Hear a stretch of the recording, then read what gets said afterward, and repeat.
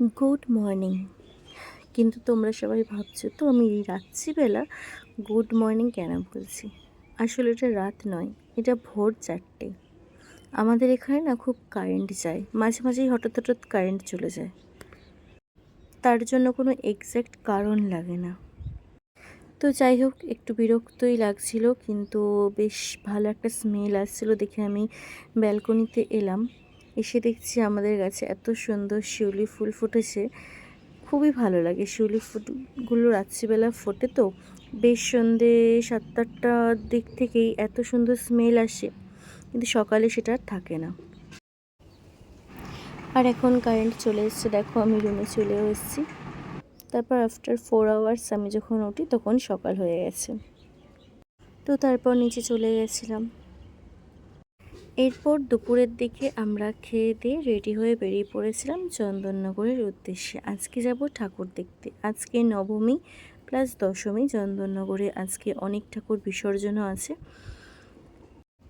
তো ভেবেছিলাম যাব না, কিন্তু এত ভালো ভালো প্যান্ডেল দেখাচ্ছিল, মানে নিউজে দেখছিলাম, যে ভাবলাম যে একটু যাই। তাই জন্য আমি আর মা বেরিয়ে পড়েছিলাম।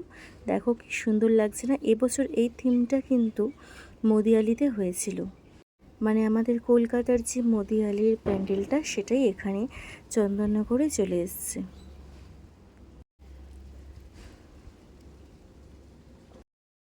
অপূর্ব সুন্দর একটা প্যান্ডেল, তোমরা সেটা দেখেই বুঝতে পারছো। এরপর আরও একটা প্যান্ডেলে গেছিলাম যেটার থিম হয়েছিল মনের মানুষ।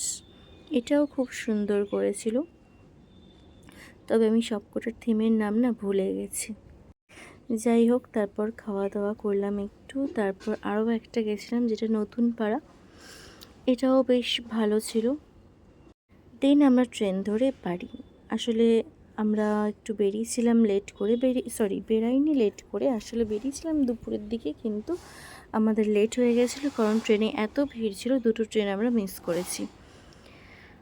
তবে রাতের ট্রেনে ফিরতে খুব ভালো লাগছিল, বেশ ফাঁকা ট্রেন ছিল। রাতের ট্রেনে তোমরা যারা যাতায়াত করো দেখবে বেশ অন্যরকম একটা ভালো লাগে। আর হাওড়া স্টেশন থেকে যেহেতু চন্দননগর ট্রেন ছাড়ে, তো হাওড়া স্টেশনে আসলে মনে হয় একটা বাইরে ঘুরতে যাওয়ার একটা ফিলিংস আসে, কিন্তু না, সেটা অনেক দিন হয়েছে, সম্ভব হচ্ছে না। আর দেখো আমরা যখন নামলাম তখন অনেকে চারা গাছগুলো ট্রেন থেকে নামাচ্ছিল। এরপর আমাদেরকে ক্যাব বুক করতে হয়েছিল, কারণ এত রাতে মেট্রো তো অ্যাভেলেবেল ছিল না। তো ক্যাব বুক করে আমরা বাড়ি চলে এলাম। চলো টাটা, আজকের মতো আবার দেখা হবে পরের ভিডিওতে।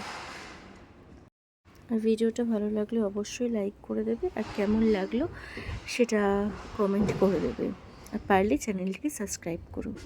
টাটা। আর বাঙালির উৎসবের মরশুম যে শেষের দিকে, সেটাই ফাঁকা রাস্তার লাইটিং দেখে বোঝা যাচ্ছে।